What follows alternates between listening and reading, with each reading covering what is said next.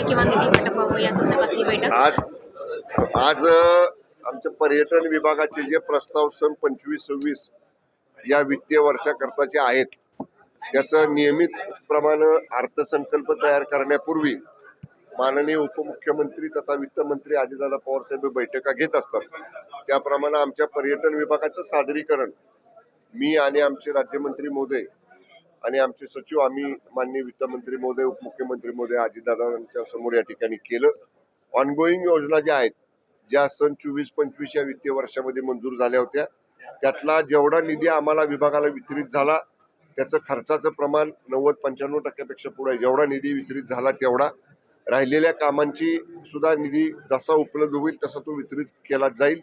या वर्षी करता काही प्रोजेक्ट चांगले विशेषतः माननीय मुख्यमंत्री फडणवीस साहेबांनी माननीय उपमुख्यमंत्री शिंदे साहेबांनी जे सांगितलं होतं तसं water sports, helicopter ride, fort tourism, परत बाकी सगळ्या गोष्टी, जलपर्यटन या सगळ्या गोष्टींचं सादरीकरण, स्काय वॉक एक चांगला अत्याधुनिक या ठिकाणी करण्याच्या संदर्भात आपण सादरीकरण केलं.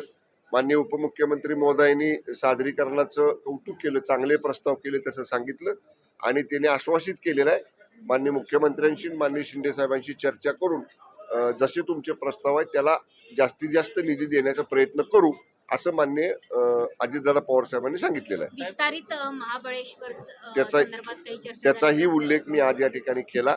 त्याचा DPR करण्याचं काम सुरू आहे. माननीय अजितदादा पवार साहेबांनी मी सांगितलं की माननीय शिंदे साहेबांनी MSRDCला DPR तयार करण्याचं काम दिलेलं आहे. ते DPR तयार करण्याचं काम जवळपास अंतिम टप्प्यामध्ये आहे. त्याच्यामध्ये सजेशन्स ऑब्जेक्शन्स जवळपासच्या गावातल्या लोकांची मागवलेली आहेत. 95% पेक्षा जास्त लोकांनी संमती दर्शवलेली आहे की त्याच्यामध्ये आम्हाला समाविष्ट करून घ्या म्हणून.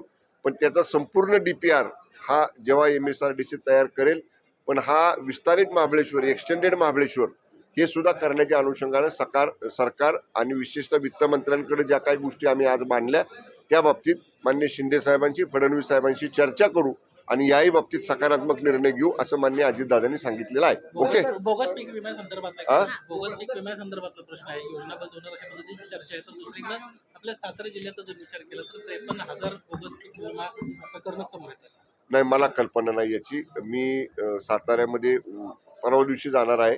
पण तत्पूर्वी मी जिल्हाधिकाऱ्यांच्या बरोबर बोलतो, अधीक्षक कृषी अधिकाऱ्यांच्या बरोबर बोलतो आणि जर काय अशा तक्रारी प्राप्त झाल्या असतील तर त्याची स्थानिक पातळीवर स्थानिक प्रशासनाकडनं आपण चौकशी करू, चौकशीचा अहवाल मागू आणि जे कोणी ह्याच्यामध्ये समजा कोणी असं गैरप्रकार केला असेल, फसवणूक सरकारची केली असेल तर नक्की त्याच्यावरती कारवाई केली जाईल. पण ओडिशा सरकारने सुद्धा अशा प्रकारची 1 रुपयात पीक विमा योजना आणली आणि नंतर ती गैरव्यवहारामुळे गुंडाळली. तर त्याच धर्तीवरची शिफारस आता करण्यात आलेली आहे कृषी आयुक्तांच्या समितीनं. नाही, या बाबतीतल्या प्रश्नाचं माझ्यापेक्षा अधिक विस्तृत उत्तर आपल्याला माननीय कृषी मंत्री महोदय देऊ शकतील. त्यांच्या अखत्यारीतला हा विषय आहे.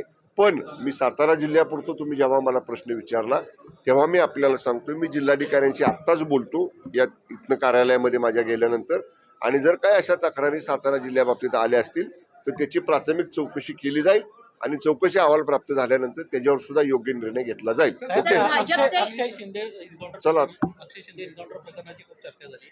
सरकारवरच या सगळ्या प्रकरणामध्ये ठपका ठेवण्यात आल्याचं देखील आपल्याला पाहायला मिळालं. एकंदरीतच काय नेमकं सत्य आहे, काय मला या संदर्भामधलं ब्रीफिंग अद्याप स्थानिक पोलीस प्रशासनाकडनं झालेलं नाही. मी स्थानिक पोलीस आयुक्तांकडनं त्याची या ठिकाणी माहिती घेतो.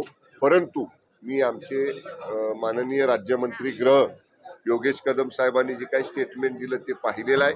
त्यांचं म्हणण्यात असं आलं की ज्या दिवशी हा एन्काउंटर झाला त्यावेळी पावसाचं प्रमाण होतं आणि पाऊस असल्यामुळं वेपनवरचे ठसे किंवा बाकीच्या काही सगळ्या फुटप्रिंट्स वगैरे ह्या काय त्यांना म्हणावे तशा प्रमाणामध्ये आढळून आल्या नाहीत.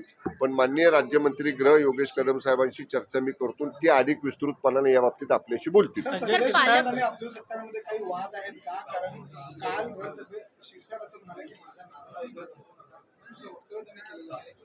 कोणाला उद्देशून केलं त्याने काय नाव घेतलं का कोणाचं? तुम्ही असं कसं लावतो कोणाचंही कोणाला नाव जोडता मला सांगा ना. कोणी शिरसाट साहेबांनी कोणाचं नाव घेतलं ना सत्तार साहेबांनी कोणाचं नाव घेतलं.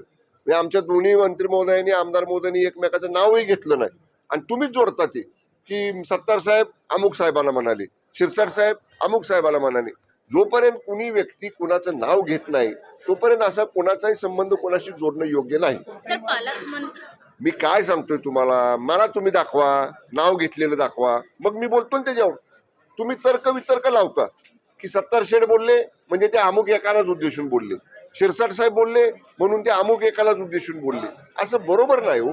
जर कोणी कोणाचं नाव घेतलेलं नाही तर असं बोलणं योग्य नाही असं माझं मत. चला, नाशिकच्या पालकमंत्री पदासाठी भाजप त्या संदर्भाने ठाम आहे, अशा पद्धतीच्या बातम्या भाजपच्या बातम्या येत आहेत तर जे लोक बातम्या देत आहेत त्यांना तुम्ही विचारा. आम्ही याच्या बाबतीत काल भूमिका स्पष्ट केलेली आहे. पालकमंत्री 2 जिल्ह्यांच्या संदर्भामध्ये जो विषय समोर आलेला आहे त्या बाबतीत माननीय मुख्यमंत्री देवेंद्रजी फडणवीस साहेब हे दावोस दौऱ्यावरनं आल्यानंतर ते शिंदे साहेबांशी, अजितदादा पवार साहेबांशी चर्चा करतील. हे तिघजण एकत्र बसतील आणि दोन्ही जिल्ह्यातला हा जो पालकमंत्री पदाचा विषय समोर आलेला आहे, फडणवीस साहेब परदेश दौऱ्यावरनं आल्यावर यातनं चर्चेतनं, सामंजस्यातनं, खेळीमेळीतनं यातनं मार्ग निघेल. तर धन्यवाद. विरोधकांनी एक टीका केली आहे की सहपालकमंत्री ही नवीन कॉन्सेप्ट आणली आणि एका महिन्यात 2 तलवारी कशा राहतील. पालकमंत्र्यांना सपोर्टिंग अशा पद्धतीचं ते सहपालकमंत्री पदाचं व्यवस्था कदाचित असू शकते, परंतु असं काही नाही की सहपालकमंत्री केलेत म्हणजे एका महिन्यात 2 तलवारी. शेवटी एका महायुतीमधल्या मंत्रिमंडळातले आम्ही सगळे सहकारी मंत्री आहोत. आम्ही एकमेकांशी चर्चा करून, एकमेकांना विश्वासात घेऊन, एकमेकाशी विचार विमर्श करूनच निर्णय जिल्ह्यातले घेत असतो. त्यामुळे जरी सहपालकमंत्री पालकमंत्र्यांच्या जोडीला या ठिकाणी दिले गेले असले तरी हँड इन हँड आम्ही सगळेजण एकत्र हातात हात घालून सामंजस्यानं महायुतीचा धर्म पाळून आमचं काम करू. धन्यवाद.